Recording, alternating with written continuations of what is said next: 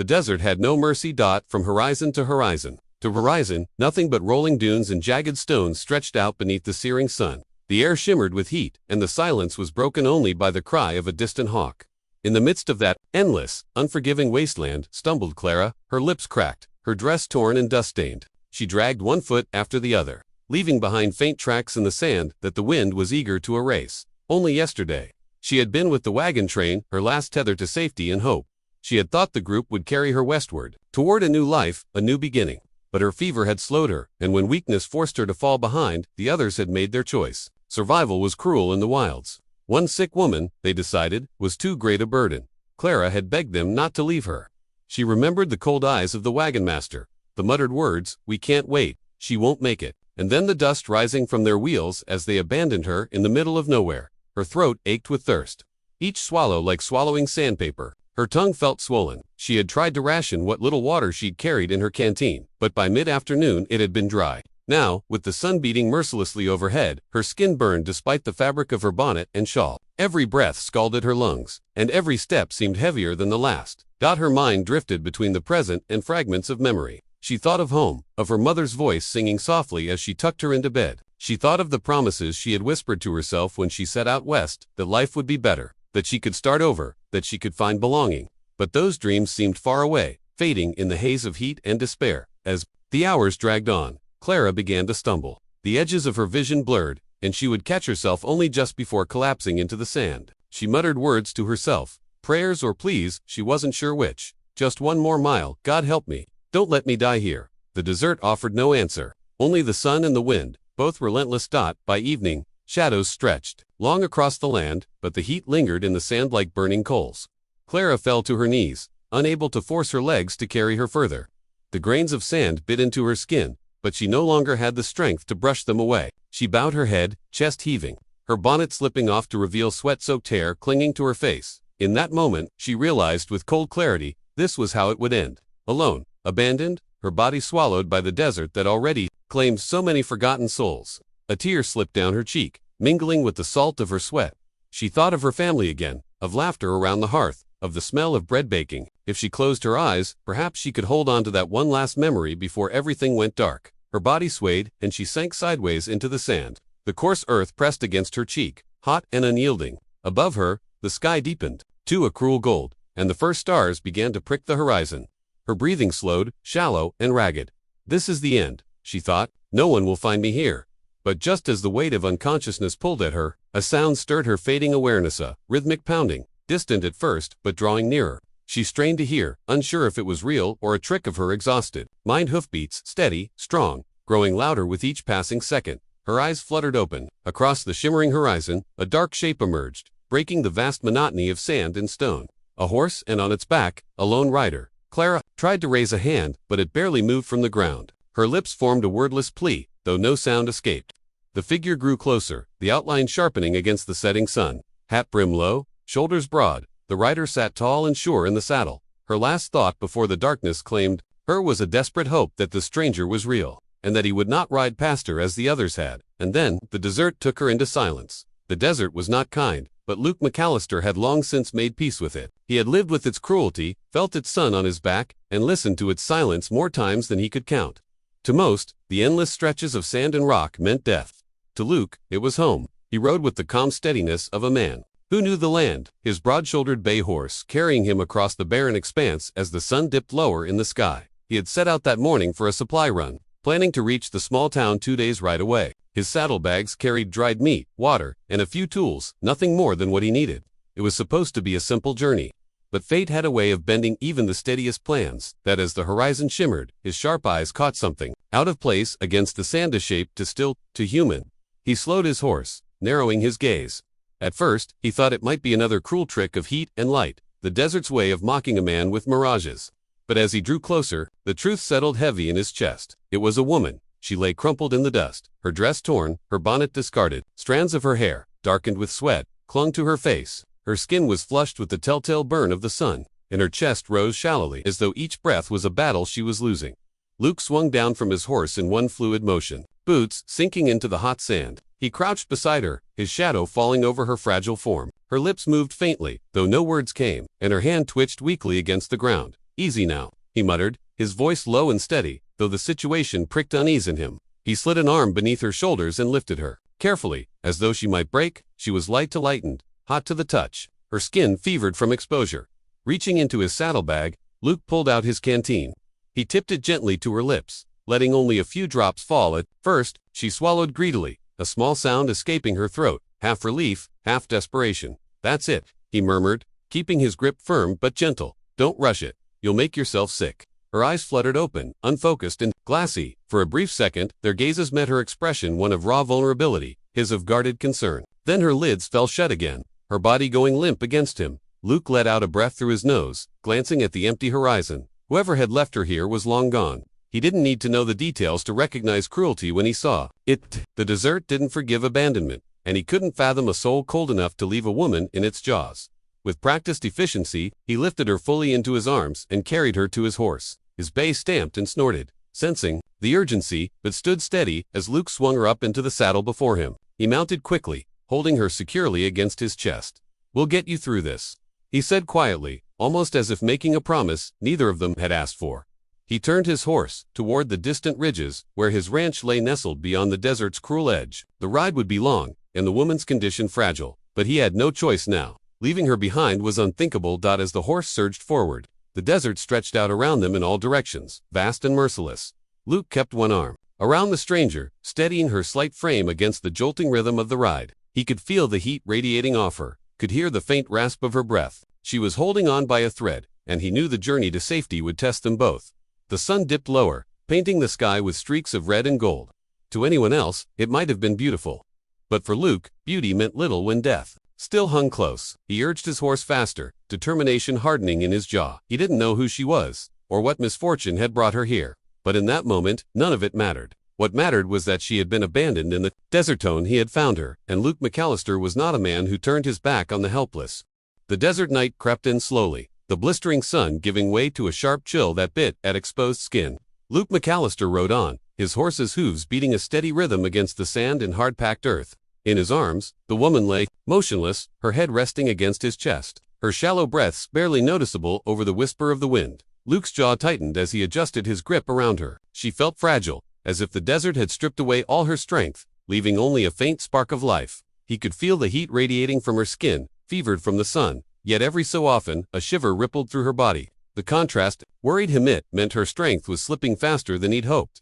He leaned down, his voice low but steady, as though speaking might tether her to the world. Stay with me, miss. Don't give up now. You'll make it through. Her lips moved faintly, though no sound came. Luke wasn't sure if she even heard him, but he kept talking, the way he might to a skittish colt. Words of reassurance, steady and calm. The desert could play cruel tricks on a person's mind, but he wouldn't let silence claim her. The ride was not easy. Every few miles he had to adjust her in his arms, keeping her upright to ensure she could breathe. At one point, she stirred, her head lifting slightly, eyes fluttering open. She looked dazed, her gaze unfocused, but there was fear, there awe, and trembling. You're safe, Luke told her firmly, his tone leaving no room for doubt. I've got you now. Her eyes locked on his for a heartbeat, wide and searching, before exhaustion pulled her back under. He tightened his hold, his chest aching in a way he couldn't quite explain. Hours passed. The desert gave no kindness, only stretching on endlessly. Shadows of rock formations loomed like silent sentinels. As the stars began to blanket the sky, Luke guided his horse with precision, taking a less direct but safer path, one that wound past an old dry creek bed he knew would offer smoother footing. The last thing he needed was his horse stumbling with such a fragile burden in his arms. The chill deepened, and he could feel her trembling worsen. Cursing softly under his breath, Luke dug into his saddlebag with one hand and pulled out a worn wool blanket. He wrapped it around her shoulders as best he could without slowing their pace. She shifted slightly, a faint sigh escaping her lips, and he felt the smallest bit of tension ease in his chest. She's tougher than she looks, he muttered, more to himself than her, though part of him hoped she heard. When the faint outline of his ranch finally rose in the distance, Luke exhaled a breath he hadn't realized he was holding. Against the horizon, the dark silhouette of the small ranch house stood like a promised warmth, shelter, safety. Smoke still drifted faintly from the chimney where he'd left a fire banked that morning, but even with the sight of home near, the hardest part wasn't over.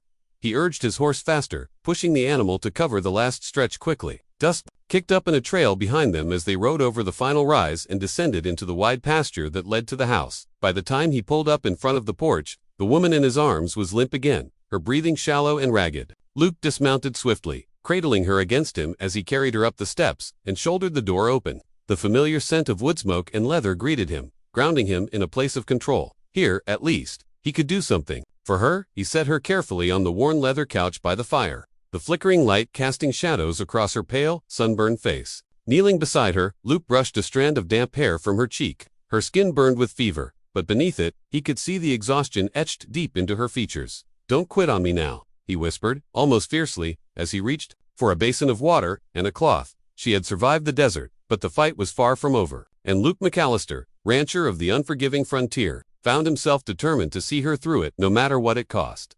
The small ranch house was quiet, save for the crackle of firewood snapping in the hearth. Outside, the desert stretched, vast and merciless, but within these four walls, Luke McAllister fought a different battle, a race against time.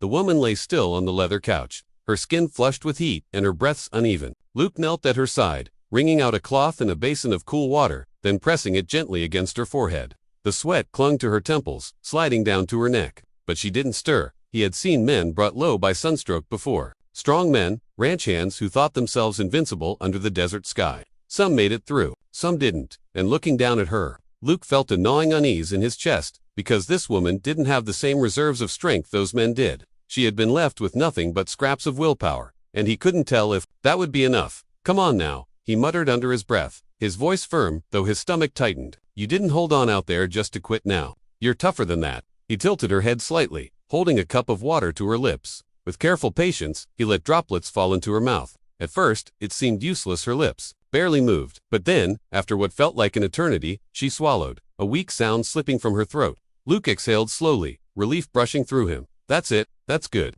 Little by little, he gave her more, not enough to choke, just enough to ease the dryness in her throat. She stirred faintly, a whisper escaping her cracked lips, though it was barely audible. Luke leaned closer, his ear near her mouth. "Please don't leave me." The words were broken, strained, but they hit him with the force of a hammer. For a moment, he froze, staring down at her pale face. Who had left her, who had abandoned her in that wasteland to die alone?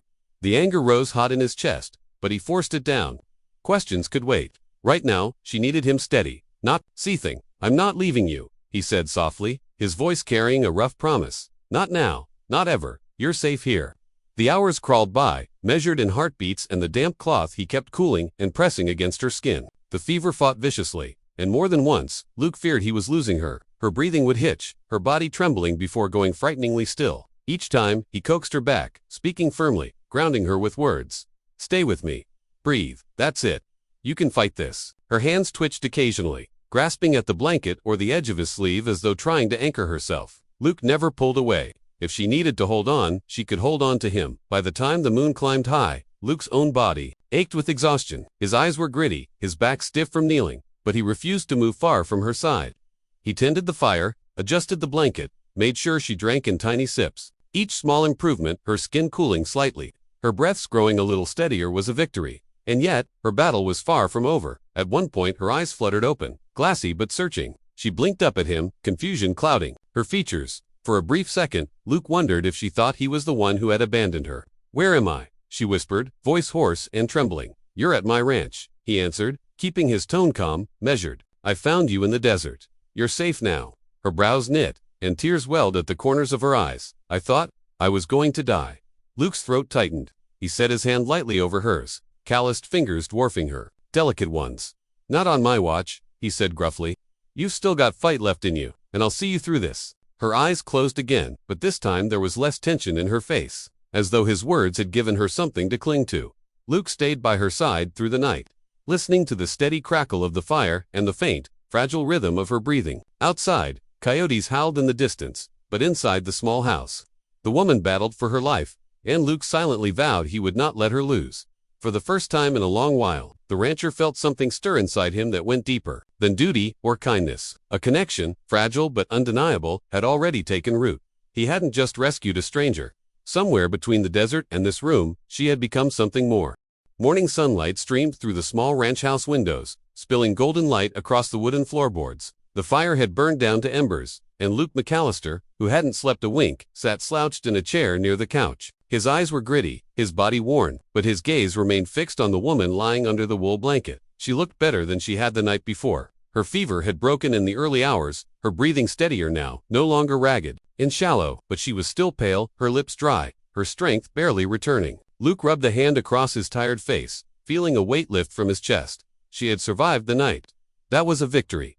The sound of a soft groan pulled his attention back to her. She shifted, eyes fluttering open against the light. For a long moment, she seemed lost, confused by her surroundings. Her gaze landed on Luke, and she stiffened slightly, her hands clutching at the blanket.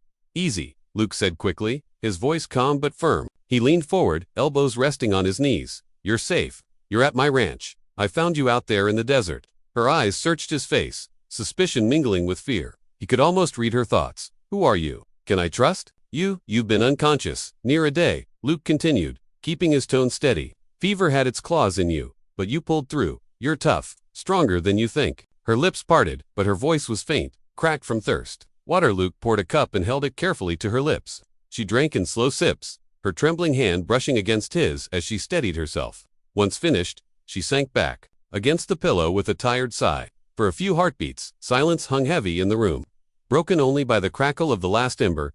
Luke sat back in his chair, studying her.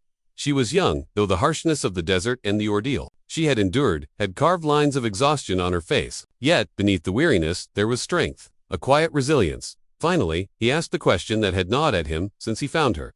"What happened out there? Who left you like that?" Her eyes darted away, fixed on the ceiling beams, as if looking anywhere but at him. For a moment, Luke thought she wouldn't answer. Then, her voice, soft and trembling, filled the room. "My name is Clara," she began, "Clara Bennett.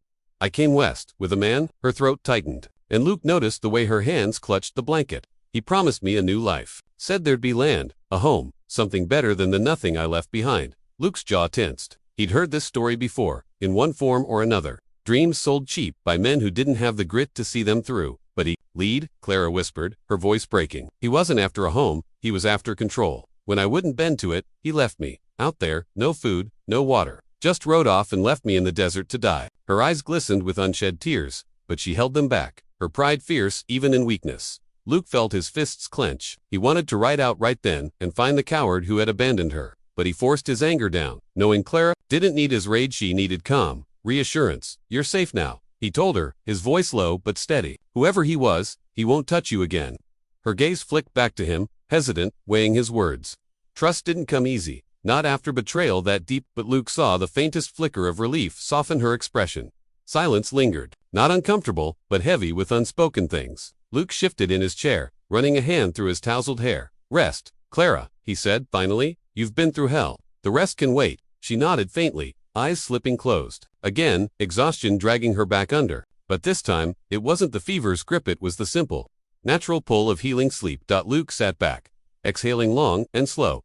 He should have felt relief, and he did, in part, but there was something else too, something new blooming in his chest as he watched over her. Clara Bennett wasn't just a stranger he'd rescued. She was a woman who had been broken by betrayal and the desert's cruelty.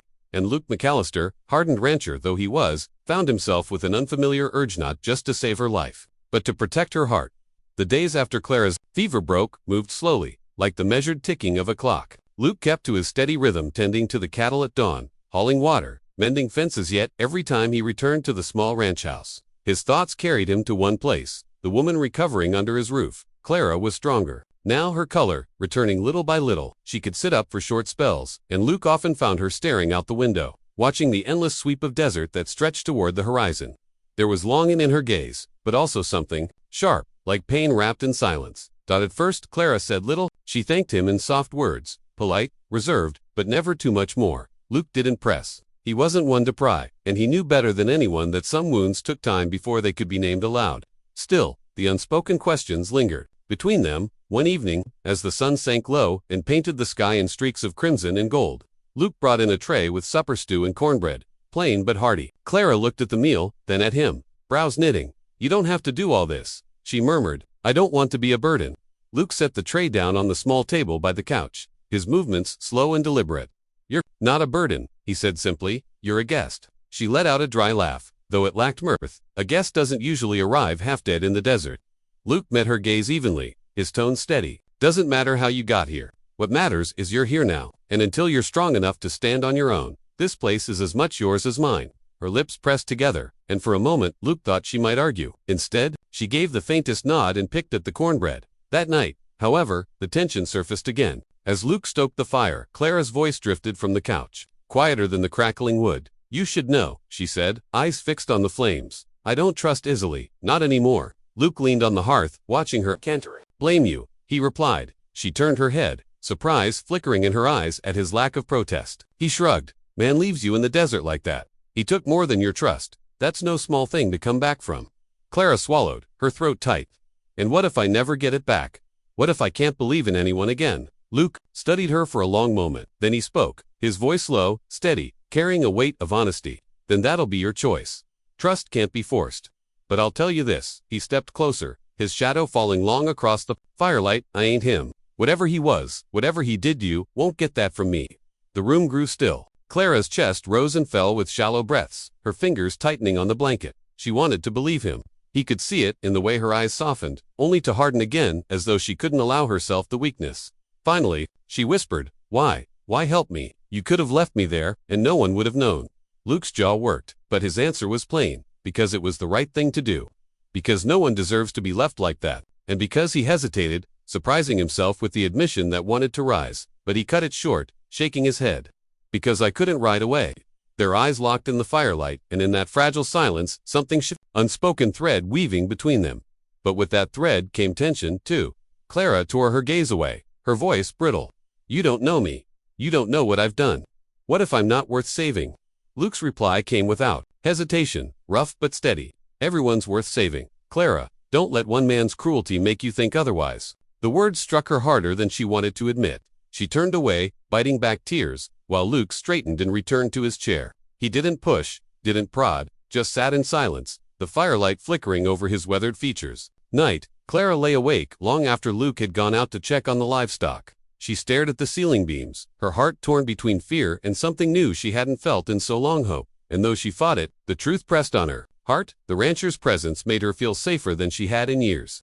The quiet rhythm of ranch life had begun to settle into something almost steady. Clara, though still fragile, found herself helping in small ways, peeling potatoes at the kitchen table, folding freshly laundered linens with hands that still trembled but grew steadier each day. Luke never asked her to do more than she could, but she sensed he liked seeing her reclaim bits of strength. And though she told herself not to, Clara began to grow used to his presence. The sound of his boots on the porch, the scrape of his chair across the wooden floor, the low timbre of his voice when he spoke, it was all becoming too familiar, too comforting. A dangerous thing for a woman who'd been burned by misplaced trust. One late afternoon, the desert air was heavy with the promise of a coming storm. Clouds gathered low, bruised purple against the horizon. Luke was out with the cattle, moving them toward safer ground, while Clara remained on the porch, wrapped in a shawl. The scent of rain sharp in the air. That's when she heard the distant thunder of hooves. At first, she thought it must be Luke returning sooner than expected. But as the riders crested the ridge, her heart seized. There were 3 of them, strangers, their silhouettes stark against the stormlit sky. The lead rider sat tall in the saddle, his posture sharp and commanding. And though she couldn't yet see his face, dread twisted her stomach. She knew, her breath caught, panic lancing through her. By the time Luke rode up from the lower pasture, the strangers were already approaching the yard. Clara stood frozen, clutching the shawl tight around her shoulders, every nerve screaming to run, though there was nowhere left to go. Luke's horse came to a halt beside her. He dismounted with quiet efficiency, his eyes flicking from her pale face to the riders now dismounting. "You know them?" he asked, voice low and firm. Clara's lips trembled, but she forced the word out. "Yes." The lead rider strode forward, tall and broad, his grin sharp as a knife. Dust clung to his hat, his coat, but nothing dulled the menace in his eyes. "Well, if it isn't little Clara," he drawled, his voice smooth as oil. "Didn't expect to find you here. You've been busy. I see, nursing yourself back to health on another man's charity." Luke's jaw tightened. He stepped forward, placing himself subtly between Clara and the intruder. His hand hovered near his belt, not on the revolver, but close enough to send a message. "Name's McAllister," he said evenly. "This is my ranch. Don't recall inviting you onto it." The man chuckled, spreading his arms in mock innocence. "Ah, the noble rancher, always quick to defend a stray, aren't you? Tell me, McAllister, do you know who you've taken in? Do you know what kind of woman you're sheltering?" Clara flinched at his words, shame flooding her chest. She wanted to speak, to defend herself, but her throat locked. Luke, however, didn't falter. His eyes stayed hard, unyielding. "Only thing I know is she was left for dead in the desert. I found her, and she's under my roof now. That's all that matters." The man's smile faded, his gaze narrowing.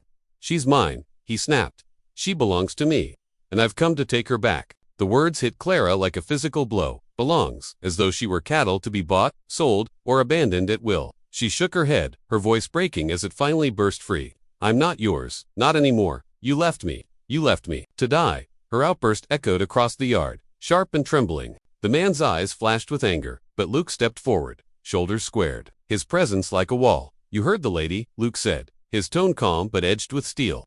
"She's not yours, and you're not welcome here. Best ride on before the storm breaks." For a moment, tension crackled in the air, thicker than the storm clouds above. The intruder's companions shifted uneasily, glancing between their leader and the darkening horizon. Finally, with a sneer, the man yanked his hat lower and turned back toward his horse. "This ain't over, McAllister," he spat. "You'll regret crossing me." Luke didn't move until the riders mounted and disappeared back into the distance, swallowed by the gathering storm. Only then did he turn to Clara. She was shaking, her face pale, tears streaking her cheeks. He wanted to reach for her, to steady her, but he hesitated, letting her have the space to breathe. Finally, she whispered, voice raw, "He'll come back. He always does." Luke met her eyes, his gaze steady and unflinching. "Then let him come. He won't get you, not while I'm here." And for the first time in a long while, Clara almost believed safety wasn't just a dream. The storm broke that night. Thunder rolled across the desert like the growl of an angry beast, and rain fell in sheets, hammering the tin roof of Luke's ranch house. The wind howled against the shutters, rattling the old wood until Clara swore the walls might come apart. She sat curled in a chair by the fire, her shawl wrapped tightly around her shoulders, staring at the flames as if they could burn away. The memories that clung to her, every flash of lightning sent her back to the man's voice, echoing in her skull. "She belongs to me." The words coiled inside her like a snake, striking at every fragile piece of strength she'd managed to reclaim. Luke moved around the small cabin, checking the windows, making sure the fire stayed fed, his presence steady. As the storm raged, Clara found herself watching him more than she should, broad shoulders lit in the glow of firelight, his jaw set with quiet determination. He didn't speak much, but he didn't have to. His very nearness was an anchor against the terror clawing inside her. Finally, he lowered himself into the chair opposite hers, stretching his legs toward the hearth. For a long while, the only sound was the wind shrieking through the eaves and the crackle of firewood. "You should try to sleep," he said softly. Clara shook her head, hugging the shawl tighter. "I can't. Every time I close my eyes, I see him." Luke's gaze softened, though his voice stayed calm. "He's not here, just a storm outside, nothing more." Her breath hitched, trembling. "You don't understand. He won't stop. He never stops." Luke leaned forward, resting his elbows on his knees. The firelight threw sharp lines across his face, but his eyes held only patience. "Then he'll find I'm not the sort of man who runs. If he comes back here looking for trouble, he'll get it." Clara wanted to believe him, but doubt gnawed at her, burrowed deep from years of being made to feel powerless. "You don't know what he's capable of," she whispered. "He takes and takes until there's nothing left. And her voice broke, the weight of old wounds spilling over. "I let him, I thought love meant giving everything, even when it hurt, but all it did was break me."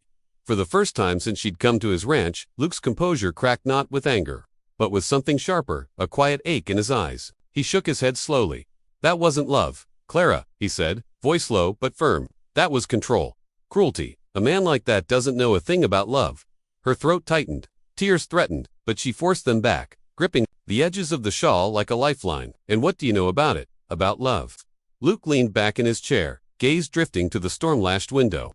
For a long moment he didn't answer, and Clara wondered if she'd gone too far. Then he spoke, his words slow and weighted. "I know love doesn't cage a person, doesn't leave them to die in the desert. Love, it's choosing someone, every day, without trying to own them." His eyes flicked back to hers, steady as bedrock. "That's what I know." Clara's chest tightened painfully. No one had ever spoken to her like that. No one had ever looked at her and seen more than something to be used or discarded. The storm outside seemed to pale against the storm within her, fear clashing with yearning, doubt battling against a fragile, dangerous hope. She swallowed hard, her voice breaking when she finally whispered, "Why are you different? Why do you care?" Luke didn't hesitate. "Because I see you. Not what he called you, not the pieces he broke. You and I reckon you deserve more than what he gave." The silence that followed was almost unbearable.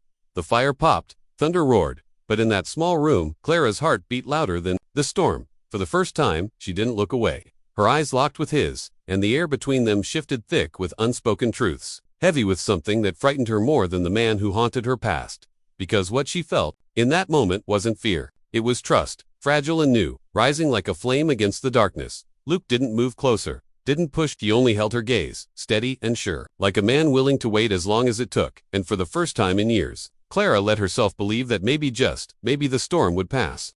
The storm had passed by morning, leaving the desert washed clean and glittering beneath a pale, washed-out sky.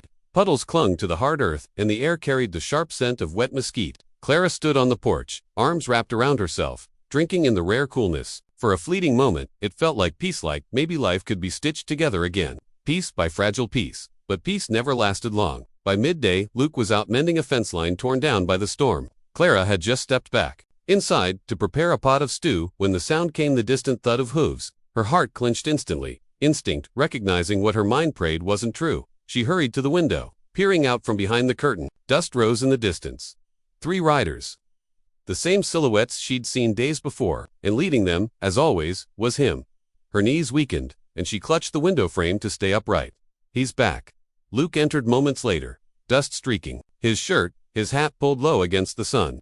He saw her face, first white as chalk, eyes wide with fear, before he turned to the window. His jaw tightened. "They're here," she whispered, barely audible. Luke's voice was calm, steady as iron. "Then we'll meet them." The riders dismounted in the yard, their boots crunching in the mud. The leader Clara's forward, his grin sharp, his eyes fixed on her, as if Luke weren't even there. "Well now," he drawled, wiping dust from his coat sleeve. "I told you I'd be back, didn't I? Desert couldn't kill you, but don't worry. I'll make sure you end up where you belong this time." Clara trembled, but Luke stepped forward, planting himself firmly between her and the man. His hand rested on his revolver, his stance coiled with quiet readiness. "You rode onto my land," Luke said, his voice like steel drawn from a sheath. "You've threatened someone under my protection. You've got one chance to ride out of here and not come back." The man sneered. "Your protection? She's mine. She knows it. Always will." His gaze shifted to Clara, cold and commanding. "Come on, girl, we're leaving. You've played house long enough." Clara's stomach twisted. For a heartbeat, she almost faltered, the weight of years under his control bearing down. She had once obeyed that voice without question, convinced she had no other choice. But then she felt the steady warmth of Luke's presence beside her. The echo of his words from the night before. "I see you," not what he called you. Her trembling eased. She lifted her chin, though her knees shook. "I'm not yours," she said, her voice breaking at first, but strengthening with each word. "Not anymore. I'll never be yours again." The man's eyes darkened, fury twisting his features. He stepped forward, hand reaching for her, but Luke moved like a striking rattlesnake. His revolver was out, leveled steady, his stance unflinching. "That's far enough," Luke said, calm, but edged with deadly promise. The yard went still. Even the intruder's companions shifted uneasily, their loyalty wavering in the face of a man who clearly meant every word. "You'd pull iron over a woman." The leader spat, incredulous. Luke's gaze didn't flicker. "I'd fight a war over her." The word struck Clara like a thunderclap. Her breath caught, her heart pounding wildly. No one had ever spoken of her that way, not as a possession, but as someone worth standing for. The man's sneer faltered, just for a moment, before twisting back into a mask of rage. "This isn't over," he snarled, signaling to his men. "You've made yourself an enemy, McAllister, and when I come back, I won't be alone." With that, he swung into the saddle and galloped off, his men following reluctantly. Their figures soon swallowed by the horizon dot. Silence hung heavy in their wake. Luke lowered his revolver slowly, his shoulders relaxing only after the dust had fully settled. Clara stood rooted to the spot, her heart still racing, the echo of Luke's words lingering in her chest. She turned to him, tears welling in her eyes, not from fear this time, but from something deeper, something breaking free. "You'd fight a war for me," she whispered. Luke holstered the gun, his eyes meeting hers without hesitation. "For you, Clara, every time." The storm outside had passed, but in that moment, she realized the real battle, the one for her freedom. Her heart, her future, was only just beginning. The days after the confrontation felt like borrowed time. Though the ranch was quiet, Clara knew in her bones that he would return. Men like him never let go. Luke worked the land as usual, calm as ever, but there was a constant readiness in his movements, a sharpness to his eyes whenever he scanned the horizon dot, and Clara, though still afraid, felt something new stirring inside her, a quiet resolve.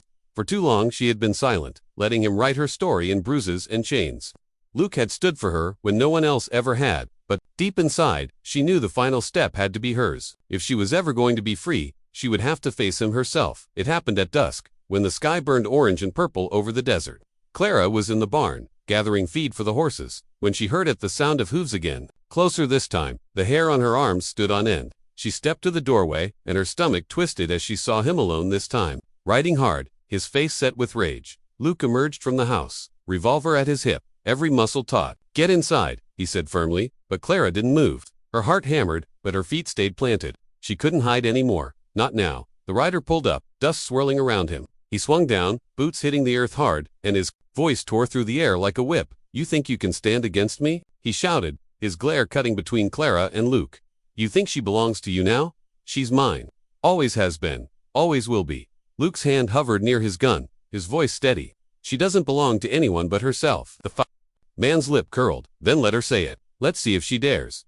Silence fell like a blade.